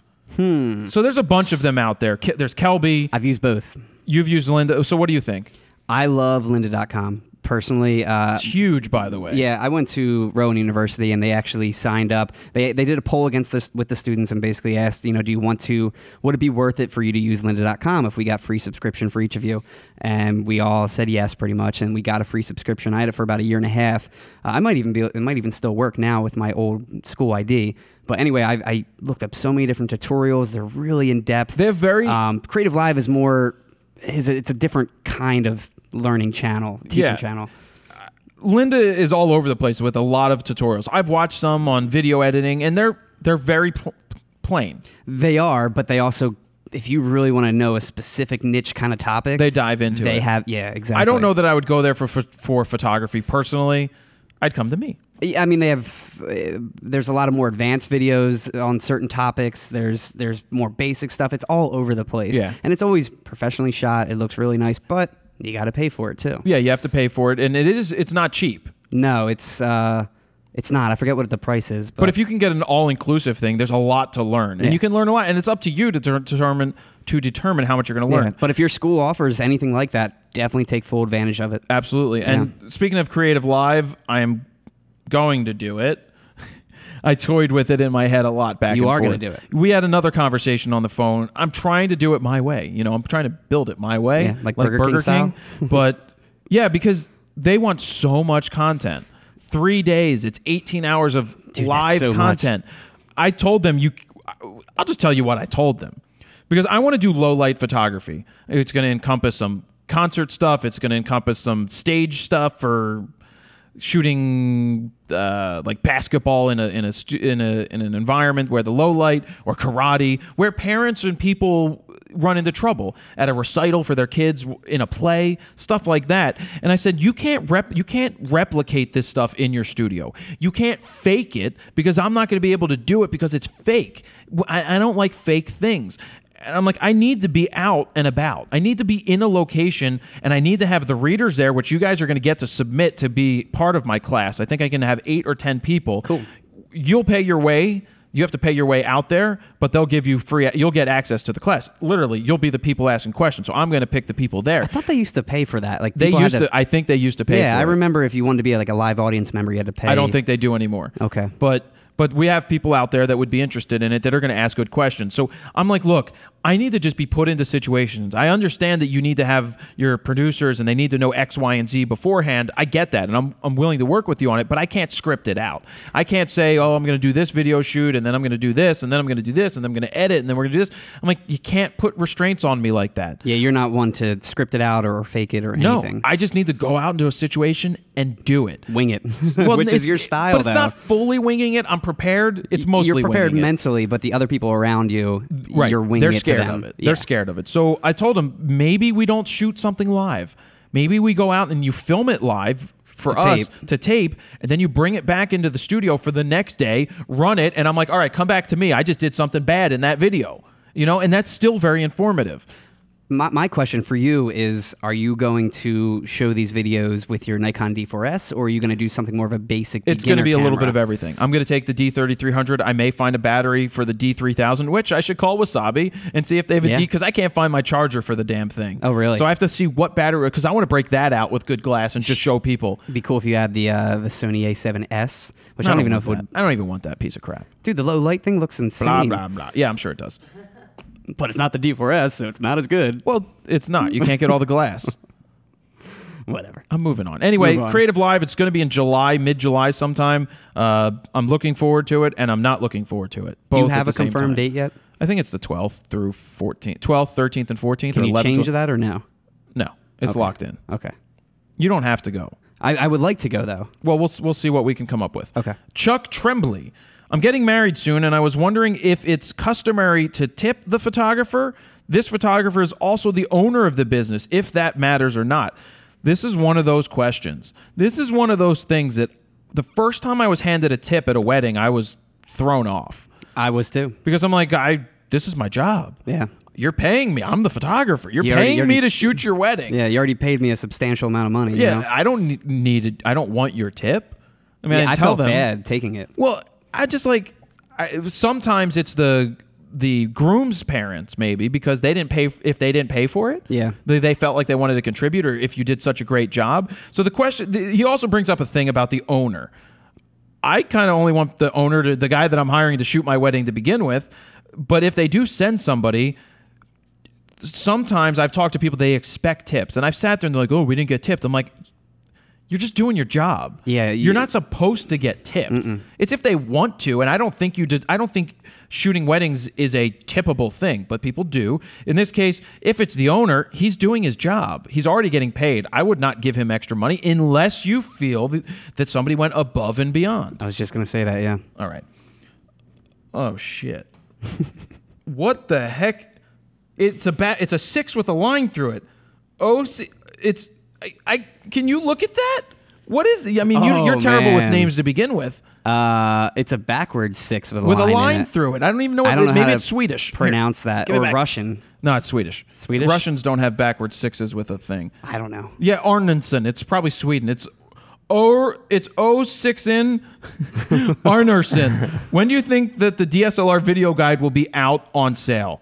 I'm gonna think it's after the Creative Live thing. I'm thinking sometime in August. I think is a realistic thing. Yeah, before September. My goal is to have it out for the end of the summer.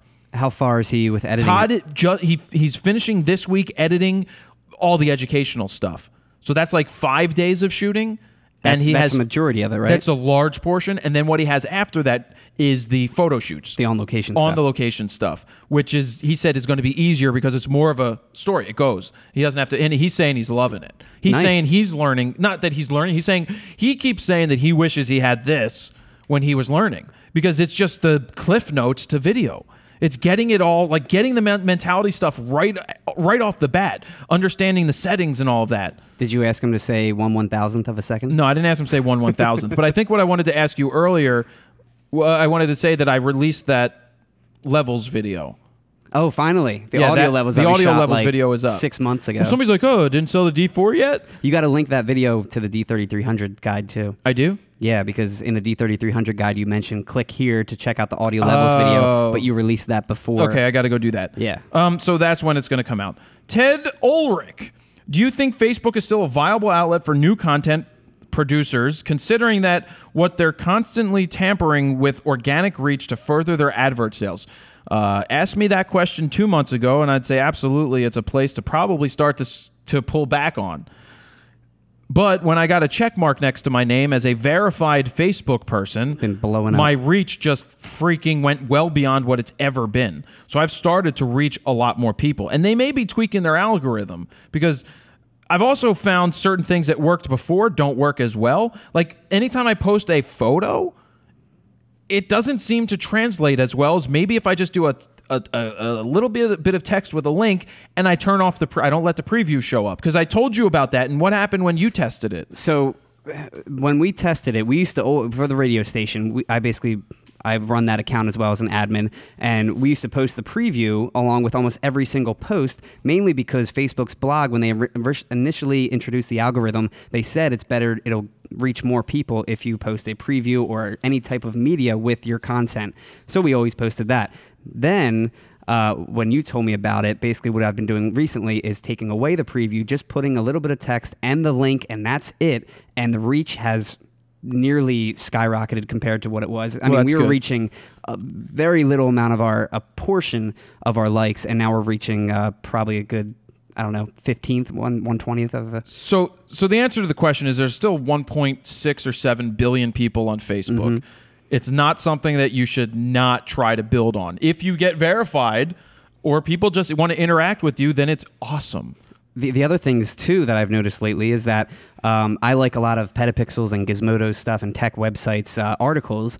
I mean, only a couple, but now my main feed is Petapixel and Gizmodo all the time. And it's like, I didn't mean for it to be that way, but well, I guess since I liked a couple articles. Yes, if you like that, they start showing you that more. So, yeah. So maybe that helps. All right. Yeah, it definitely helps on their end. Jamie Reyes. Is it possible for a print shop to reprint the photos you uploaded to their servers? For example, you upload your pictures and have it printed, and then let's say the employees like it so much that he or she prints a copy for him or herself at the end of their shift and take it home. Yeah, it's absolutely possible, and it absolutely happens. I guess that's a question when we go and do the crib style edition up at Adorama Picks that I will flat out ask them. Yeah. But absolutely, you know that, I mean, you worked at a lab. I mean, what were the rules? Did they ever say anything about that? Not really. I mean, you could do it. They upload it to the server. You have access to print it. Ethically, I would never do it. Morally, but I mean, you ever watch 1 Hour Photo? Well, yeah. That's exactly what happened there. So except he was like a psycho weirdo. I don't worry about it. I used to have to send. There was this place called Clark Photographic or something. They used to have envelopes, and you would send the negative in, and you'd get these really inexpensive prints come back to you. I was afraid. I'm like, well, what if they want to print my negative? What if they want to do? So what? They're going to do it. Well, we have ours also set to. When I did work in the lab, we had a really terrible KISS machine after I worked with an Noritsu machine. The KISS processor kept an archive of everything unless you deleted it. Now, then there was also the Kodak kiosks that they have at these CVS's and Walgreens and all that stuff. You can set them up to like delete all the files within like 3 days or 7 days or whatever. Right. I always had it delete after like a week, in case anyone wanted to come back and do reprints, but then I would just have it delete everything after. So the answer is yeah. I mean, I wouldn't worry about it. Yeah. If they do it, they do it. They could definitely do it. I don't think they would, but you never know. Taylor Edwards. With the success of the Panasonic GH4, which I don't know if it's that successful, he's calling it a DSLR in the 4K revolution, beating Canon/Nikon in video quality and price for cameras among its division, e.g. Canon 5D, Nikon D610, and the I don't understand how you can flat out say that it's beating Canon and Nikon just because they have a 4K camera. I mean, I've seen a lot of comparison video tests, and it does look superb compared to those two companies in the 5D Mark III. And we know that Nikon and Canon are going to come with the heat, with the 4K. They are. Yeah. So I'll keep reading this. Nikon D610, and the fact it takes pretty decent images. Also, the new 4K phone phones have better video quality than both cameras mentioned. Do you feel that the Canon Nikon's pricing at the strategy market will change dramatically, if at all? First off, I want to talk about this. Also, the new 4K phones have better video quality than both of those cameras. Yeah, I don't know about that. No way in freaking hell. No way. Just because it says it is 4K doesn't mean that it's better. You can have 4K, so now you have 4,000 lines of resolution on a shitty sensor. Right? That's not going to make it better because it's in a phone with a crappy plastic lens on it. There was a recent video comparison of one of Samsung's, I think, new phones, and it was like the 5D Mark III it was compared to. And the quality did look good, but I don't trust that comparison. No, exactly. So, yes, the GH4 is doing very well. Mm-hmm.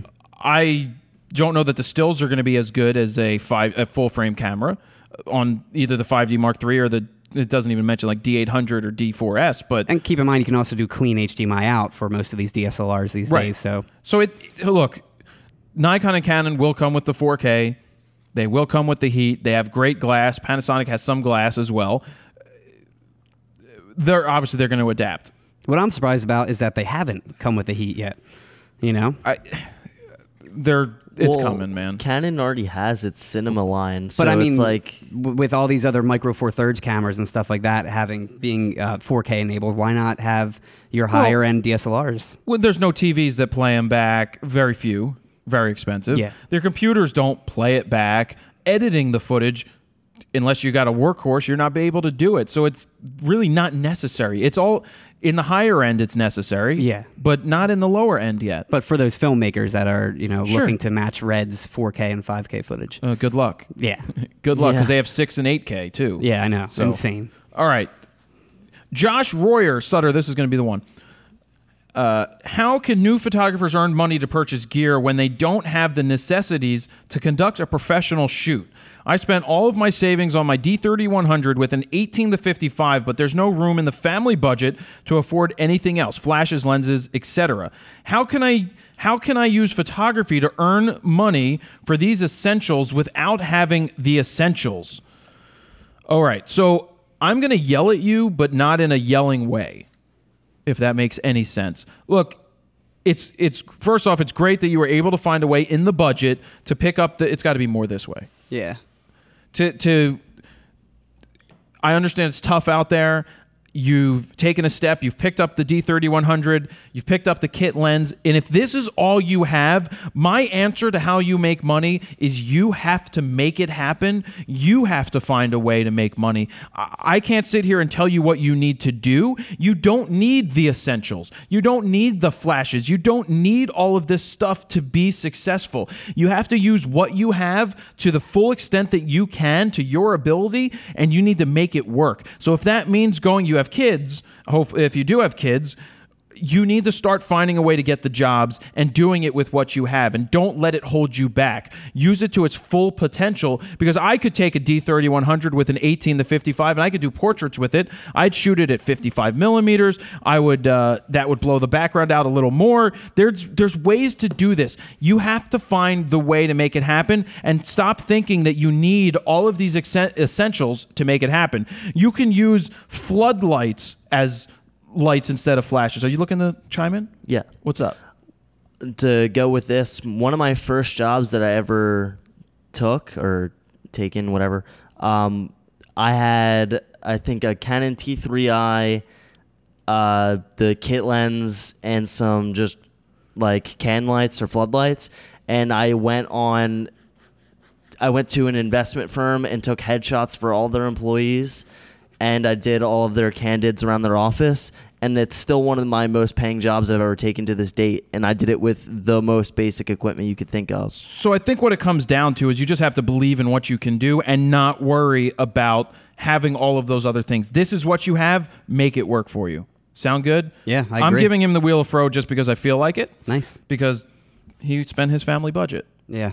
So We maybe can he'll give win him something. something back. All right, so what do we have on here? We have a question mark, which we've landed on once. We did. We've got Rode microphones, which we landed on 2 weeks ago. They usually give the video mic go. You got Think Tank, which we landed on a few weeks back, the cool bags. Adorama picks for the metal prints, aluminum prints, photo books. Borrow Lenses, $250 in credit. Check out Borrow Lenses. Also an interesting place to buy some used gear sometimes.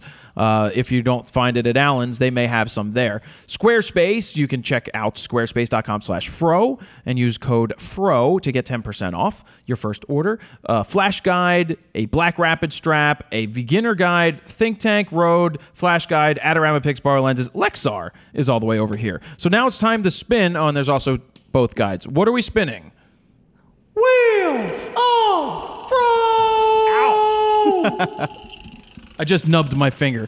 Round and round it goes. Where it stops, nobody knows. But what is John Royer going to win today? And where it stops, he's winning my Flash guide. And with the Flash guide, he's also going to win the beginner guide. Congratulations. I will be getting that to you when I get your email address. All right, Sutter.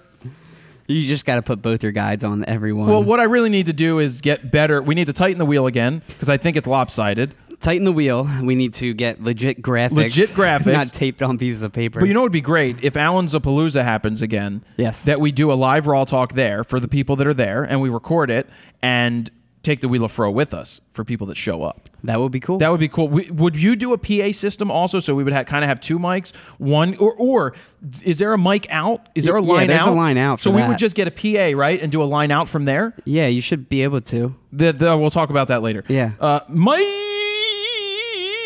Jansen. I received 2 requests for shooting a wedding on 5/15/15. I'll talk to both couples and then decide my pick. What's, in your opinion, the best way to ensure they won't call it off a few weeks before the wedding? Down payment? Anything else to consider? Thanks, Fro. That wasn't even the first thing I was thinking when I read this. You definitely talk to both of them because you try to book one of them. I don't know that I give them the hard sell that I have another person looking at this date unless they ask, is that date open? I'd be completely honest with them and say, I actually have somebody else that I'm meeting with that is interested in that date. It's unethical, though, to say if you pay me more, I will book your wedding over theirs. I agree. Yeah. That is fully unethical. But what I would, if somebody asks, how long do they have to make a decision? Then you go, well, I am actually meeting with somebody tomorrow about the same thing. And it's whoever gives me the deposit first and signs the contract is going to get it. So absolutely you get a deposit. The time they sign the contract is when you get at least a third, if not a half at this point. They pay you up front, especially if it's 5/15. That's over a year. It's a year away. Yeah. They pay you they pay you either a third, and then they can pay a third a month before, and then a third the day of the wedding. And so you're fully paid up. I usually did it a different way. I did a third up front, a third at the wedding, or a third a week before or a month before, and then when I delivered the final product, that makes they a little paid more me the sense, rest. yeah. Because some people have been screwed before, so they want all the payment at the time. But I'd be like, but I didn't do my job yet, so I don't want all the money until after. Yeah. So that's what I would do. Sean Taylor, does Stephen or yourself ever use a strap that isn't the Black Rapid RS Sport style shoulder sling? Nope. Well, so when I was in Israel, I actually used the strap, my Fronos Photo, my I Shoot Raw Black Rapid Edition strap, but then I took it off. I took it off for certain times because I also had the Think Tank backpack on, and it impeded my vertical motion more because the backpack straps were kind of interfering with when I went vertical. I usually put it on after I put the backpack on, though. Right. I did both, but it was still not sliding right. Gotcha. You know, it just didn't. So I didn't use it for when I was doing that because I wanted to work fast. Yeah. And that was the only time that it's impeded me. Whenever I'm in the pit, I'm always using it because I don't have a backpack on. It's very difficult with a backpack on to use the strap sometimes. It is, yeah. So that's just straight up honesty. Yeah, I've always used that strap or just a Black Rapid strap in general. And if you'd like to pick up the Fronos Photo I Shoot Raw Black Rapid strap, you can do so over on store.fronosphoto.com. Sutter. When you're wearing a backpack, have you ever thought about like the capture clip? I don't know your feelings peak? on it. I think Yeah, it's the peak. I don't like it. No. I don't like it. I was in Israel with Simon, who also does social media for Peak. Von Wong has one. Von Wong uses it with his X Pro 1. He Oh, also that's was neat. doing jumps and stuff with it on, and it's fine for small cameras, not when it comes to pro cameras at all. When I tried it and I put it on my waist, it just pulled my pants down because it's. Well, what about on the backpack shoulder strap itself? That is a good idea. I'm not going to put a 70 to 200 and the D4. It's going to weigh it down. I've tried Yeah. it. Okay. That's why I don't like that peak clip personally. And Adam Elmakias, who we had on the podcast a few weeks back, he uses just the little grip strap Canon? from Canon, which I personally hate. That kind of went out of style. Yeah, well, I don't know, it doesn't make sense to me, but he loves it. He's been using it since like day one. Yeah, I don't like the grippy hand thing. Yeah, it's how just do you you're go always, vertical? That's what I mean. Yeah.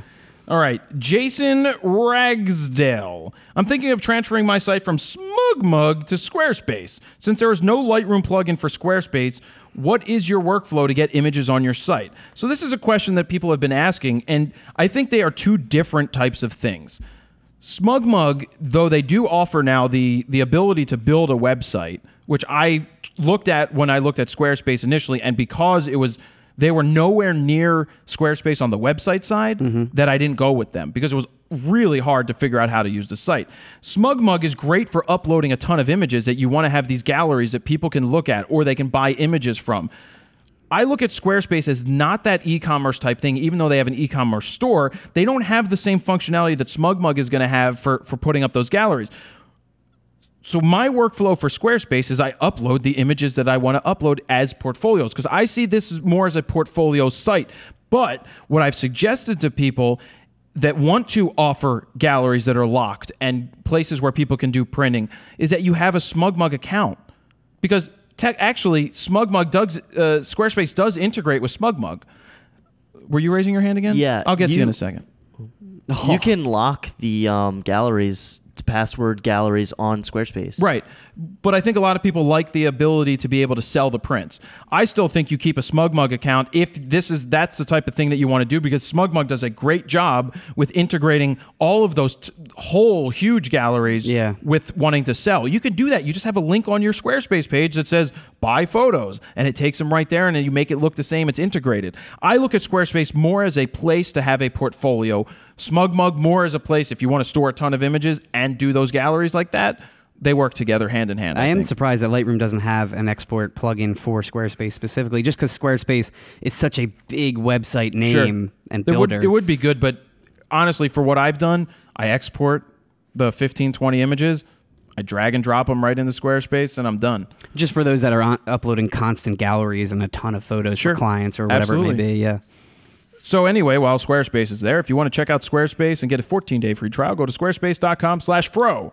I like it. I use it. I've made a bunch of videos about it. You'll see how easy it is. And if you decide you want to use it, use code FRO and you'll get 10% off your first order. Meaning if you sign up for a year, you'll get 10% off your entire first year. Christopher Atkinson. Are there any advantages to an amateur/hobbyist photographer to build a real website, or is an image host like Flickr good enough? If so, should they approach the building of the site and content differently than a proactivity-seeking clients? So here's a mentality for you. If you ever say it's good enough, that means has room for improvement. Not good enough. Right. And there's times where I've said it to you for certain videos because at a certain point I know that it's okay if certain things are left out. Yeah. But for your portfolios, I've said this before, Flickr, 500 Pics actually offers a portfolio type site, but Flickr and Facebook are not things that you should be sending to people to represent your work as portfolios. As a professional. Well, yes, if you're an amateur, but I think that most people listening are wanting to showcase their work in the best way, right? And I use Flickr, but I don't send people there and be like, here's my Flickr gallery, go take a look at all my stuff. It's almost like having an AOL web address now. It's getting there. Because you can have your own website wherever you want to go. You don't use AOL? No, not anymore. No, I'm kidding. It just doesn't look professional, even if you're an amateur. With how inexpensive Squarespace is, with 500 Pics offering a pay service, you have the ability to showcase your work professionally for not a lot of money. And that's what it comes down to. And if you just sit there and you say good enough, that means you know you're not satisfied with it. It can only get better. Yep. All right, next question, because we got to wrap it up. Jacob Modem, what was your job at the camera shop, Photo Lab, like? What did you like and what didn't you like, and how did this affect your images and mentality towards photography? Do you have any stories from the camera shop lab? And I'm not reading that part. They didn't want me to read it. So what was my job there? At Allen's, I was a salesperson. My job was to sell, help people, help the customers, answer the phones. And I answered the phones very well because we used to have Mark. Jared Polin. It would be like, thank you for calling Allen's Camera. This is Jared. How may I help you? But how many times have you called an establishment or a business and the person on the other end sounded like they wanted to die? Oh, I can't stand it. Make it seem like you want to be there. Yeah. Because that perception made the people laugh on the phone. They're like, huh, hey, it's great. Yeah. Plus, they remembered my name. Yeah. Because what happened, Mark Howard used to call, and anybody who is in the tri-state area, in this area, knows Mark Howard, Channel 6 Action News. He used to call, and I'm like, who's calling? He's like, it's Mark Howard. I'm like, Mark, thank you. Let me put you on hold. In TV talk. But that's how I used to answer the phone. So that was... Alan looked at me weird. They laughed, and he's like, why do you do that? I'm like, because it just shows excitement. It's personable. Right. It gives people a feeling that not everybody's going to like it. Yeah. But a lot of the customers appreciate the fact that you're up.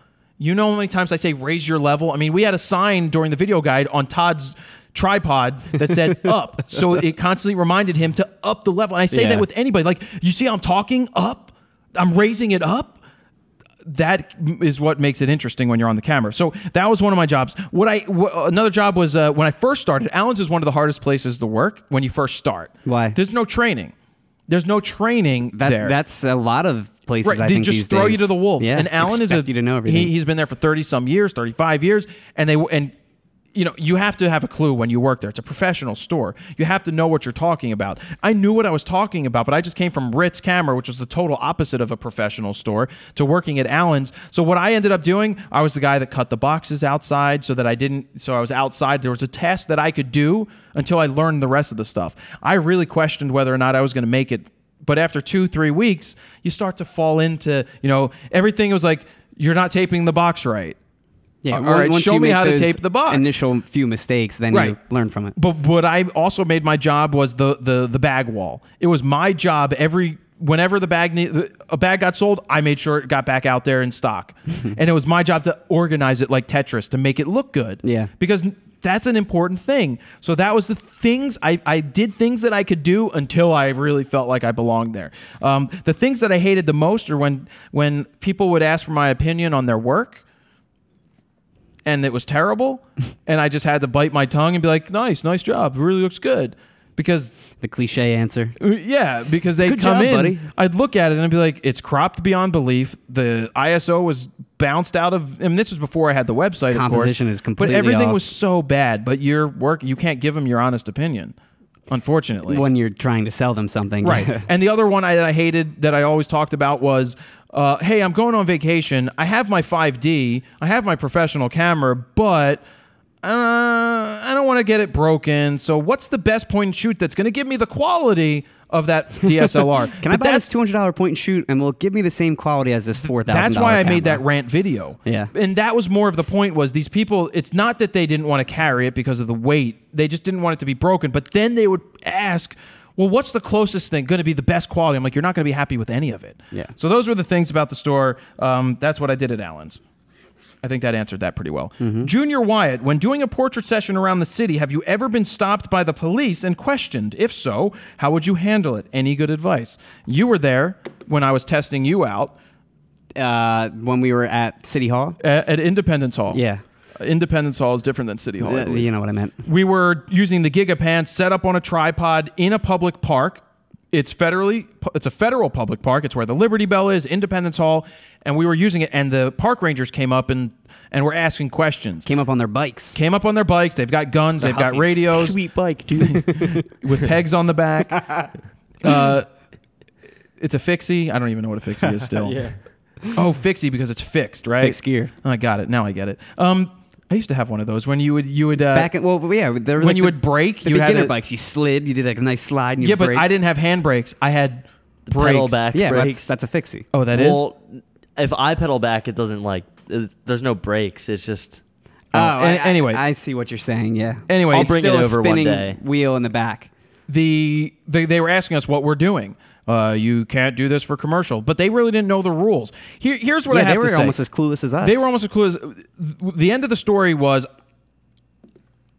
I was respectful. You were. I asked questions. What can I do? Yeah, you asked a lot of questions that they couldn't answer. Right, and I wish we still were recording because it would have been awesome. But it would have been great if we were recording. But you have to be. Don't have a freaking attitude just because a cop or somebody is asking you a question. You can diffuse situations very easy by being knowledgeable about what you need to talk about, but not being a dick about it. Yeah. I asked questions. What can I do? What can I do? Is it all right if I do this? And they honestly didn't kick us out. I said, we're going to be finished soon, and then we'll leave.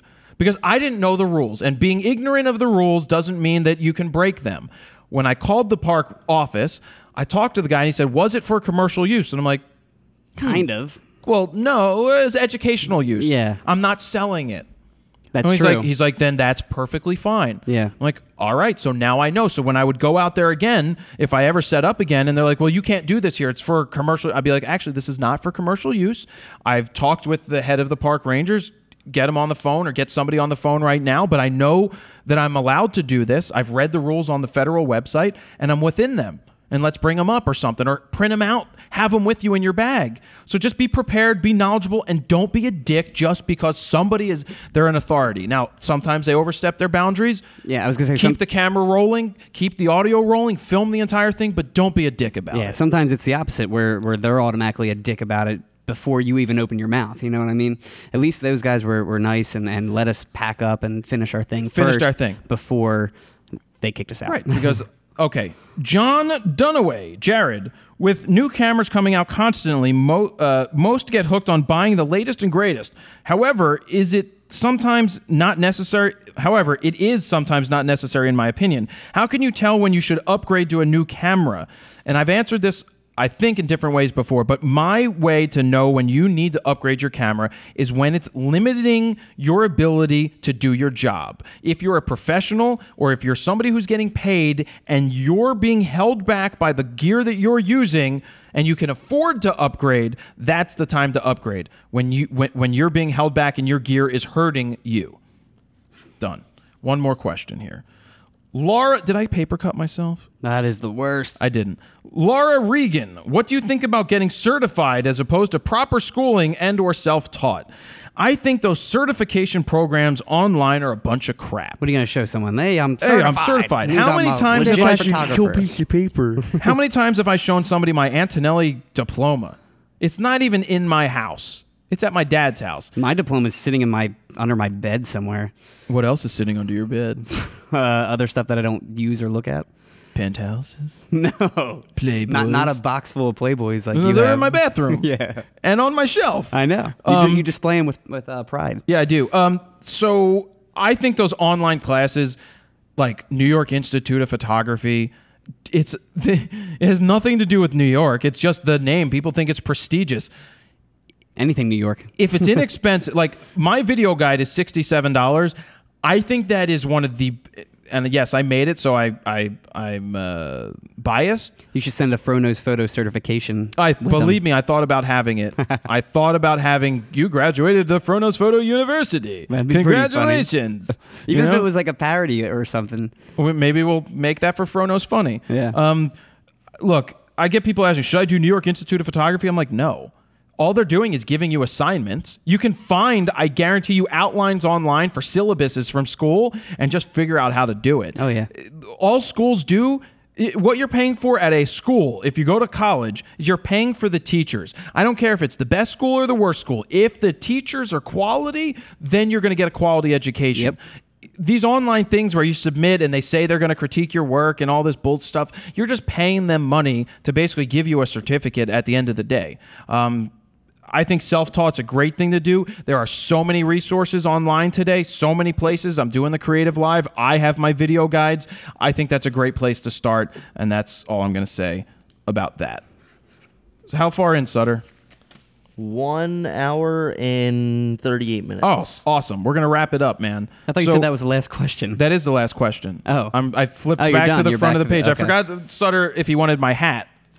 Oh, yeah. We had a special hat for him, right? Yeah, I got this in Israel from somebody. Oh, sweet hat, Sutter. Put it on.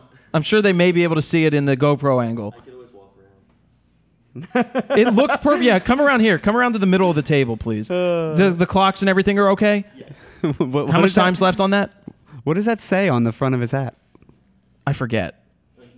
All right, good. I forget what it says. But anyway, Sutter's going to stand here for the rest of the show with his hat and model. I mean, doesn't that look like a good hat for a hipster? It's got buttons on the side. You can. It's got a... You gonna button it? Hi, guys. I'm blocking this. That's half. You only wanted to do half unbuttoned? I mean, look at this gotta kid's be beard.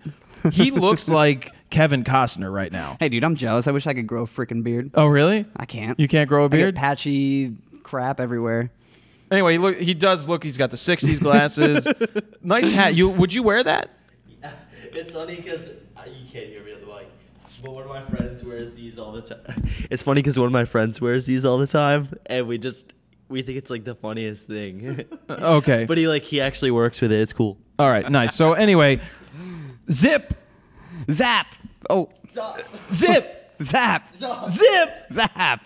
All right. Hashtag Zip Zap Zop at Frono's Photo. Is it also Zop or Zob? Zop. With a P. It's all P's. Zip, zap, zop. Okay. That was one of the games we played. Then we played this other game where we had to follow the leader. So they would do something, but if they made eye contact with you, then it was your turn to change it up. It was pretty crazy. It's a really good... See, all right, I'll go back to this real quick about the... we're calling ourselves See You Next Tuesday because we go on Tuesdays. No, the girls came up with it. I didn't come up with it. I know you didn't. I just think it's a really cool way to meet new people. Diverse group, black, white, not white, whatever. Everything in between. Old, young. Just a great way to meet new people. Yeah. I enjoyed it. It's difficult. It wasn't what I expected it to be. It's taking me out of a comfort zone that I'm used to being in, like the center of attention. I mean, I did introduce myself, and the two people in the class did know my videos, which is always a bonus. But nice. It was, every once in a while I try not to be Frono's Photo, but whatever. It's cool. I think there's going to be a lot of learning experience from it. If anybody's in Philly, you can look up Philly Improv group or something. They have shows all the time, and I'm going to be starting to go because they're fun to watch and they're cool. So I highly recommend anybody getting into it. If you can do it, find a local place and do it. Gear of the week was the Wasabi stuff. Thank you to Rode Microphones. Thank you to Adamos. Thank you, Sutter. Thank you, Eckert. Anything you guys need to add? Nope. Nice hat, Hop Along Sutter. Thanks for a sweet hat, Jared. Doesn't he look like Hop Along Sutter? Hop Along Sutter. Well, I got that from Hop Along Howie from the Howard Stern movie. I feel like he should be in like Australia or something with that kind Australia, of hat. mate. Good day, mate. Mate. Put another shrimp. Oh, yeah, Simon didn't want to sing put us another shrimp on the Barbie. All right, guys. Zip. Zop. Zop. No, you messed up. You're out. And then, so what happens is when... Zap. So when somebody messes up, everybody had to yell like Pee-wee's Playhouse, like the secret word, and switch places in the line. Okay, so now you gotta switch it up. No, we're not did that. We're gonna zip zap zop out of here. Jared's seat. No, you're not getting my. This isn't chair talk. All right, zip. Zap. Zop. Jared Polin, FroKnowsPhoto.com. See ya.